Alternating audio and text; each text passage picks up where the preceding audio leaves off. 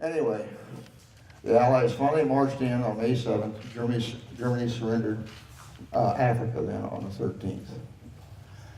And in the push to Tunisia, over 40,000 casualties. 267,000 troops were captured. And we hear so much about the siege of Stalingrad, the horrendous prisoners they took there. I put that in just to show you that Africa was no easy picnic. Africa, they lost 267,000. Stalingrad, they lost 80,000. So horrendous time. Okay, the Casablanca Conference, I mentioned it quickly before. General Marshall was there with FDR, and he did not like Churchill, and Churchill did not like him. They argued constantly about a second front. This is what Stalin wanted. Marshall wanted the second front to be up the coast of France, the English Channel. Churchill said it's too early, we can't do that yet. So they finally agreed, they finally would go into Sicily and then Italy. And you know, of course, that's what they did. Besides, that's one of the major decisions. The invasion of Sicily came out of the Casablanca Conference. And a lot of people don't recognize the second one, but the second very major thing came out of that conference. And that was that no alloy, whether it was the Dutch East Indies, the Russians, the Americans, the British, whoever, you could not do anything except 100% unconditional surrender. They were afraid that somebody like some little country, as the war got to an end, the Germans or the Japanese would say, well, I'll lay down my arms and set up a settlement over here, let's negotiate it. They wanted to never let that happen. It had to be 100% unconditional surrender. So that was the final agreement, a major agreement at the Casablanca Conference. So anyway, on the 10th of July, we invade, or the Allies invade Sicily.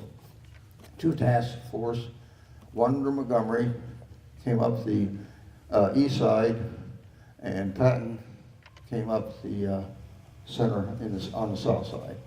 The idea was to obviously go up through the, for Patton to go through the countryside, Montgomery to go up the coast, beat Messina, and trap the Germans, which was right off the boot of Italy. Had a lot of troops. A lot of troops the Axis had too.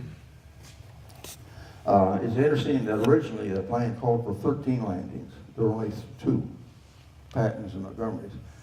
And when Montgomery saw the plan for 13, remember this thing of concentration of mass forces? He said, you're going to kill us. You can't do that. You're going to split us up too much. There's not enough to be a mass of troops concentrated in one area if you pick 13. So Monty won. He won out, and all the forces were massed into just those 2 areas. At this time, we hear a lot about Montgomery. He had a big ego, and he did a lot of pouting. We'll get it, maybe speak of that later. He wanted more limelight than he was getting.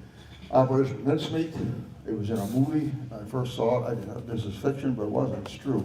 The British took a man that was dead, put him in a suit, put a briefcase on like a pair of handcuffs on the briefcase and on his wrist, took him out in a submarine and pushed him off into the ocean, close to the coast of Spain. And the Spanish found him, drug him in, opened the briefcase, and there the British had planted some fake documents about the invasion of Sicily. And they, of course, told the Germans. The Germans thought that they were going to land someplace else. So consequently, the 2 landings that you saw were pretty much unopposed. Completely fooled the Germans with that little charade. These are just some of the forces.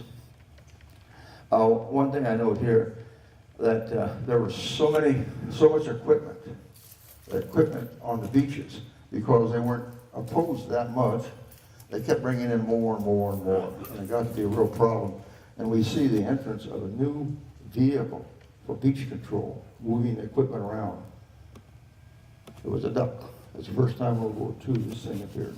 And it appeared everywhere ever since. So, as we see, and Patton went all the way through the countryside, Wildmall up the top, that little round place, and the red arrow up above just indicates where, on that coast road to Messina, was holding Patton up, so he loaded a lot of troops into small boats and went around it and attacked the Germans from the rear. Real nice short ply. And the story goes that he got to Messina first, and Montgomery didn't like that. He thought he was going to be first. They made a big movie, but I'm sure that was exaggerated. One other thing I might mention about Sicily, the second day of that invasion of Husky, they wanted more troops to come in, so they called in paratroopers. And it just so happened that the day they called in those paratroopers, there was an air raid by the Germans, Stuka bombers, trying to hit the ships on the beach. And here comes 147 C-47s full of American paratroopers. And our own people, in the anxiety of battle, started shooting at them. 47 of them were shot down, with 182 Americans dead as a result of that. But that happens in war. And at Sicily was this beautiful ship, LST-393. You can see it right down here at the Mart Dock in Muskegon now. 1,051 built in World War II. There's 2 left. One of them here. I wanted to bring this out. We've heard about the massacres at My in the Battle of the Bulge, when the Germans shot the 40 Americans, killed them. You hear all these tales about that, and they're true. But did you know that a Sergeant West and a Captain Compton executed 74 German and Italian prisoners on Sicily? Terrible, but they did it. They were tried. West was sentenced to life in prison, but he was simply stripped of his rank and sent back into the lines. Compton, the captain, he was acquitted, and he was transferred to another regiment, and he died a year later in Italy, fighting in Italy.